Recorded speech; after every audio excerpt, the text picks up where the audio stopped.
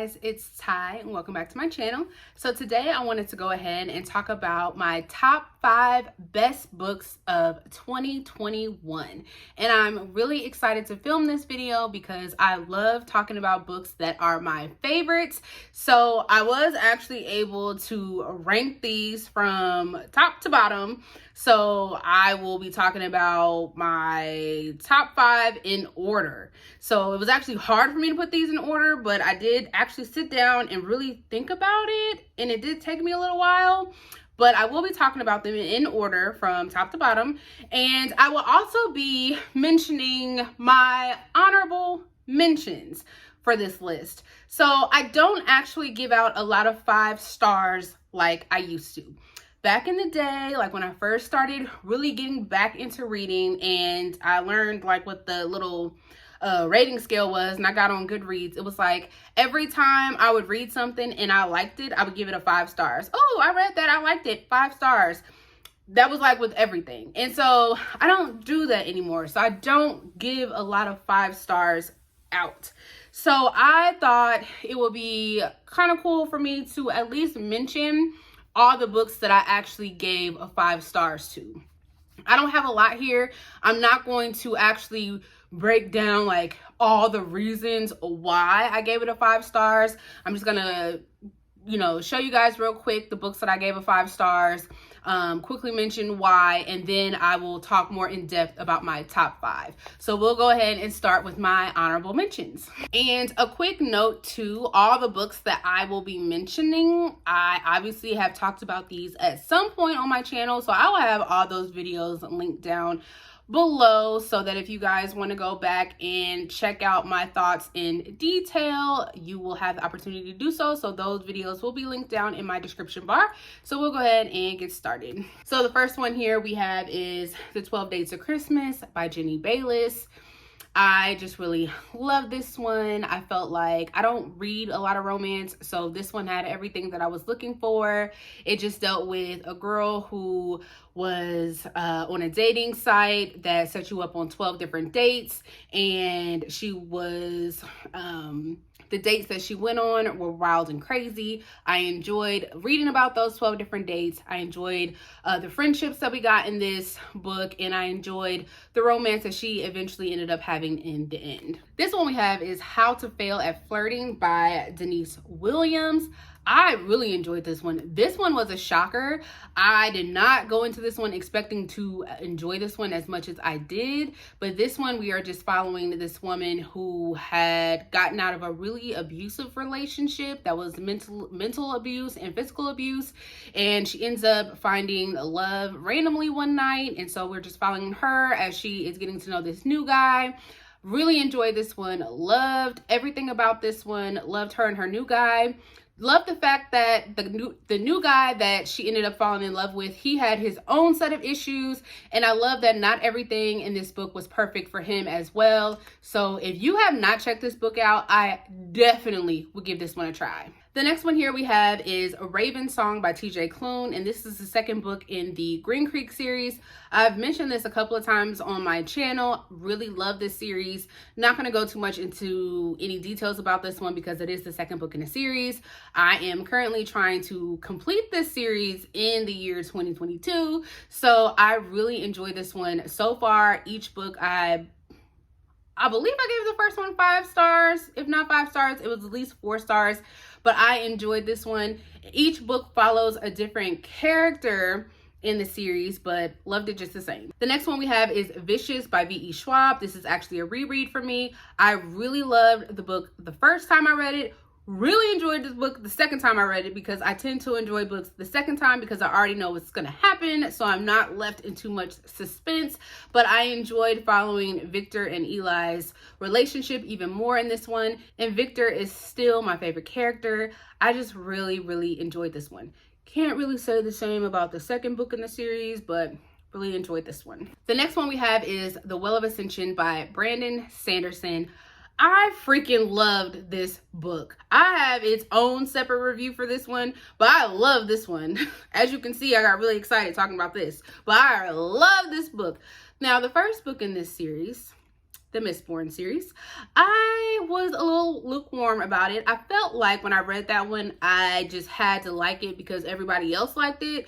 But it took me almost 2 years in between reading that first book and reading this one. I freaking love this one. And even reading the last book in the series, I still didn't like that last book as much as I liked this one. This one, hands down, my favorite book in that trilogy. Love this one. Nothing will compare to this book so far for me. Out of everything that I read from Brandon Sanderson, The Well of Ascension is my favorite thing so far. These next 2 books that I have as my honorable mentions, they are by the same author. And the first one would be Concrete Rose by Angie Thomas. And this is supposed to be like the prequel to The Hate You Give. So this is actually, is it Star's father, Maverick's story, which I really enjoyed. And I actually enjoyed this a lot more than I thought I was going to. I mean, I knew that I was going to like it, but I just enjoyed it a lot more. And I did listen to this on audio. And I would say if you're going to pick this up, I would actually check out the audiobook for this one. And then the next one by Angie Thomas that I picked up, that I'm actually shocked that I waited so late to pick this one up because it came out a few years ago. And that is On the Come Up. And I believe this is getting made into a movie. So if you have not checked this out, I would go ahead and pick this up. Again, I listened to this one on audio, and I would definitely check this one out on audio because in this one we are following Bree, and she is trying to become a rapper like her father was before he tragically passed away. And in the audiobook, the person that narrates for Bree actually performs a lot of her raps in the audiobooks, and it made it really entertaining. So I would definitely check this out on audio if you are thinking about picking this one up. And then my last honorable mention that I have is going to be Will by Will Smith. I did mention this in my nonfiction reads video that I am a little bit biased when it comes to this because I love me some Will Smith, but I did enjoy this book. It did give some insight to Will Smith's life. He is an open book. I said that in the video. So a lot of the stuff that he talked about in here is stuff that we pretty much already know because he's already talked about it. But a lot of the stuff, not a lot, but some of the stuff we didn't know, and I enjoyed reading it. I did not get a chance to listen to this on audio because the wait at my library for this was ridiculously long. So I decided just to read this physically. I do plan on some point trying to listen to this in the far, far future, but I would definitely pick this up if you have a chance.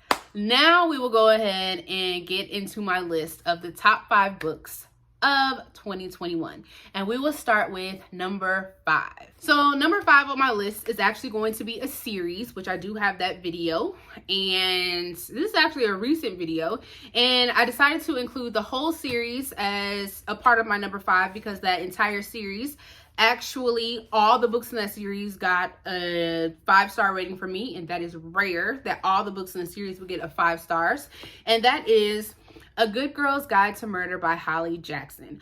I loved this entire series, every book in this series. And if you don't know each of the books, so this is the first one, A Good Girl's Guide to Murder. Then we have A Good Girl, Bad Blood. And then we have As Good as Dead.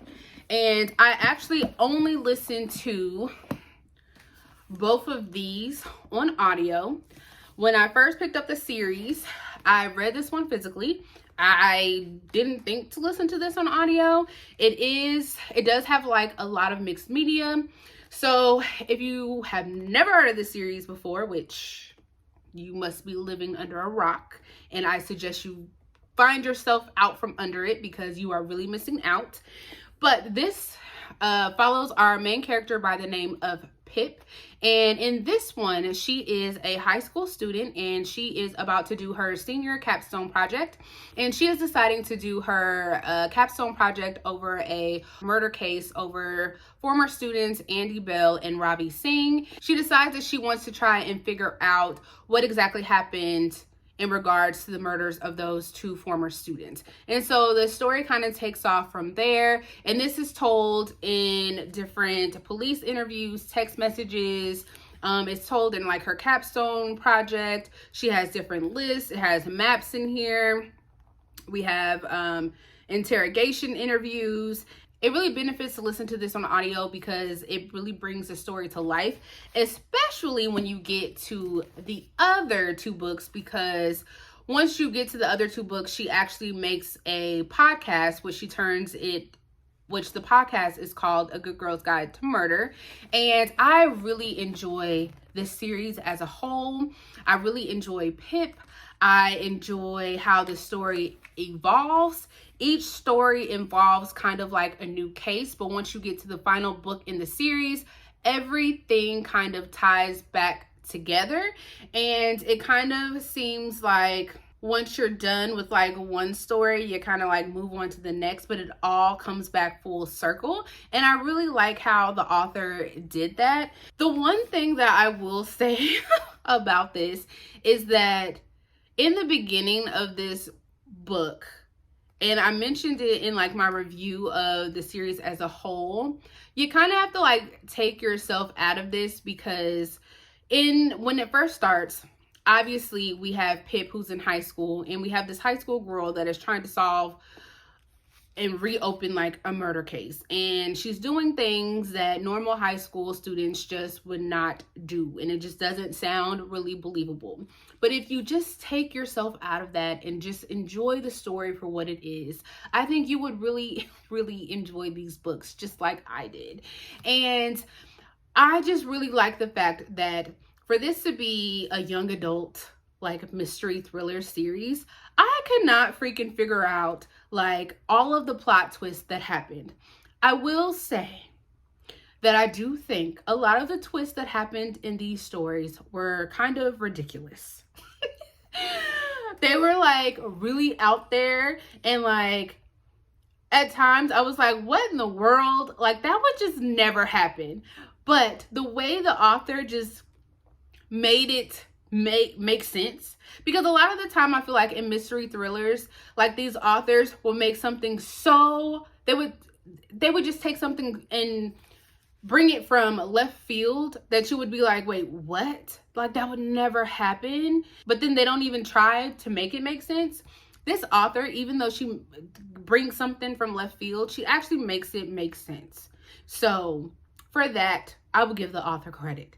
I really enjoy this series, and I would suggest, if you have not picked this series up, pick it up and read it. And I would pick it up on audiobook. I don't think you would get the full effect of this if you did not read this on audio.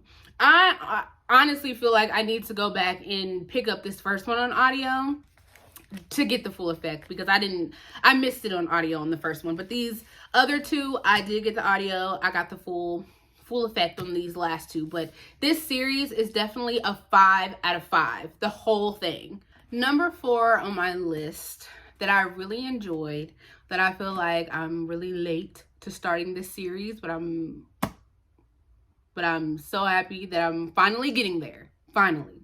And that would have to be Jade City by Fonda Lee. So if you don't know, this is basically about two clans that are basically fighting for control over the island of Kikon. We have the Mountain Clan and the No Peak Clan, and the No Peak Clan is run by our main family that we're following, which is the Call family. And in this world, you are able to wear jade, which gives you superpower strength. And so both of these clans are trying to essentially gain control over the production of jade. We are just following both of these clans as they are literally fighting for control over this island. And this gave me everything that I wanted in this story. We got to see the inner workings of mainly the No Peak Clan.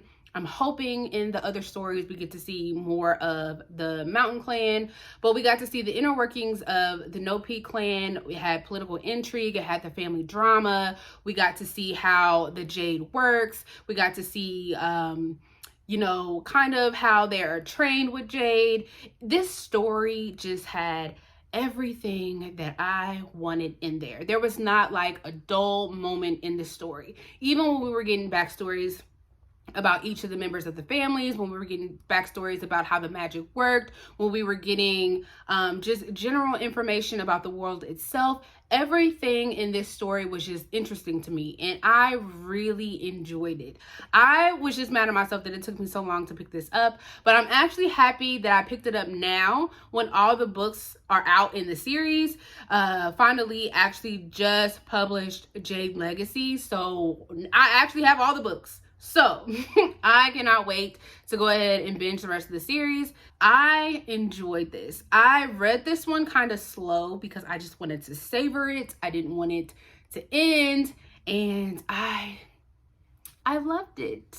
I really did, and I cannot wait to pick up Jade War. So if you guys have not checked this out, I would definitely check this one out. Now, number 3 on my list, I haven't heard anybody talk about this book, and I don't know if it's because maybe it's a touchy subject right now in the world.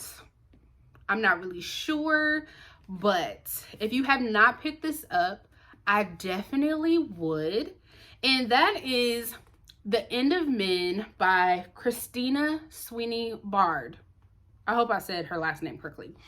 This is a really good book. And this, okay, so I understand that we are still in the middle of a pandemic, sadly. And this has pandemic written all over it. But this is about a pandemic that breaks out over in Scotland. And we are following our main character, I think her name is Dr. Amanda McLean, as she actually is the first one that is at the hospital when she sees the beginnings of the breakout of this pandemic. And she tries to report it and nobody believes her, and then all hell breaks loose. And so we are getting different perspectives as we see the spread of this virus and the different stages this virus takes. And it literally is only taking out men. So we are seeing all these women as they're losing their children, as they're losing their husbands, their brothers, their uncles, their fathers, the devastation that it is causing. And then we are seeing the effects that takes place in a world that has no men, and all the things that you think of in a world that has no men. And this book just makes you think about a lot of things that you don't think of in a world that has no men. And I enjoyed everything about this book. And I don't see enough people talking about this freaking book. This was amazing. I also have a standalone review for this book. I think this was in the Goodreads top something. It was nominated. As you can see, I don't really pay attention to that, but this was really good. And it's broken up into like different parts. So like at the beginning, when what happens when the virus like it spreads, when it causes the panic, how people are like surviving, and then we get to see like the inner workings of how they're trying to come up with a vaccine. Like you just get to see everything from the beginning of when the pandemic starts to how everything is happening in the middle of what's going on in the pandemic to even the aftermath of a pandemic. And I really enjoyed that because I feel like in a lot of these like post-apocalyptic stories, you only see like the end. Once you see that everybody has already been affected with said virus, then you're just following characters as they're trying to survive the aftermath. This, you get to see everything from the beginning, middle, and end, and how this society is trying to rebuild their world, and then how they're trying to repopulate a world that has no men. This book is freaking amazing. If you have not picked this up, pick it up. Like, I feel like you would do yourself a disservice if you have not checked this out. Again, I know it's a touchy subject. We are still in the middle of a pandemic, so pick it up if you're comfortable to do so. But this is a really good book. I swear to you guys, I freaking love this. You guys, if you have not picked this up, pick it up. So number 2 on my list, I think I only talked about it one time on my channel, and I don't remember what video that was, but I will find it and link it down below. And I don't really think that I gave it as much praise as I wanted to. And I don't really think that a lot of people talk about this book, and I feel like I've heard like mixed reviews. This isn't going to be for everybody. The book that I am talking about is Wings of Ebony by JL. And this is a young adult fantasy. So this book follows our main character by the name of Rue, and she lives in Houston, and she lives with her and her younger sister by the name of Tasha, and their mother recently passed away. And so once her mother passed away, she ends up getting taken by her father, who she never knew. And he ends up taking her to this world by the name of Gizon. I never figured out how to say that. Gizon. We're gonna call it Gizon. Gizon. And she finds out that there's this like magical world, and he has her live there so she can figure out all this magic that she never knew existed. And so while she's there, she's trying to learn their magic and learn all their rules. She actually finds out that it's a crime for her to be half human, half God. And so she's dealing with that. And then she's actually been in this place for a year. And so she's technically not allowed to go back up to the human world, but she wants to go back to visit her sister Tasha on the anniversary of her mother's death. So while she tries to go sneak to go see her sister on the anniversary of their mother's death, she has been spotted, and then all hell breaks loose, and the story basically takes off from there. Now, this story just resonated with me because of the relationship that Rue has with her sister Tasha. There is a bit of an age gap between the two of them, and there is a huge age gap between me and my sister. And just how protective Rue is over her sister is how protective I am over my sister. And it just was so many similarities between their relationship and the relationship that I have with my sister. And anytime that I was just reading this, I just saw the relationship between me and my sister, and I just love that. And I ate this up. And then I just loved the relationship between Rue and like her friends in this place that she was living.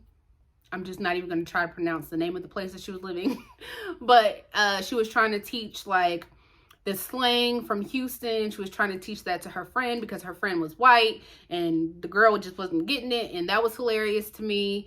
And she had this grandmother-like figure in Houston that was helping raise Rue and her sister Tasha. And that just kind of like reminded me of my grandmother. And it was just so many things in this story that just reminded me of my life. So I think that this just had a lot of personal meaning to me. So that's why I just really enjoyed this book and why it just felt so personal to me. And then like in the back of this book, there was like, it says Miss Leola's pound cake recipe, and there's literally like a recipe from like the lady that helped raise them. And like that just rings true to like my grandmother and like all like the little recipes and stuff she has around. And it just like tugged at like my heartstrings. There's a lot of other stuff that's like going on in this book, but like the family aspect that was going on in here just like really sang to my heart. So that's why I really enjoyed this. The second book is coming out in the beginning of January, and I already pre-ordered it, and I'm just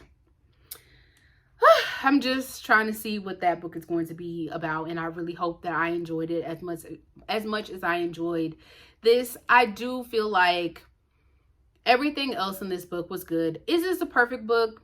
Not necessarily, but I do think that people should check it out.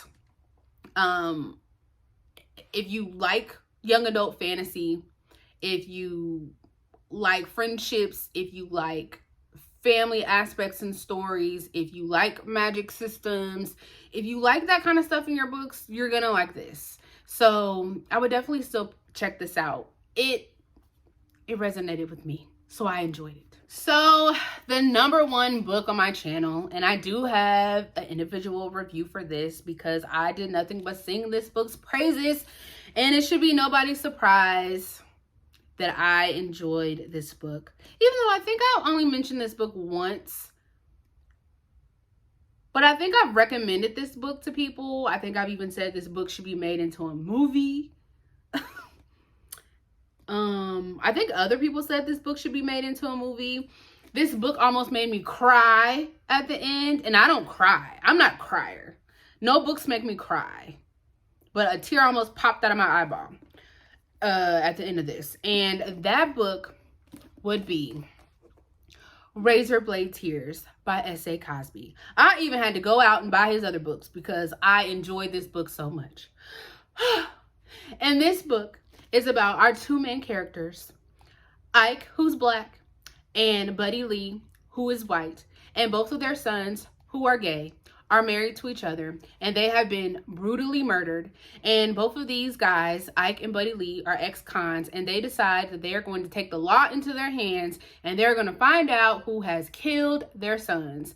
And in the story, Ike and Buddy Lee have never really got along. It's not like they fought, but they didn't really get a chance to meet while their sons were alive because they both didn't really agree with their sons' lifestyles. They didn't agree that they didn't really accept the fact that their sons were gay, let alone married to each other.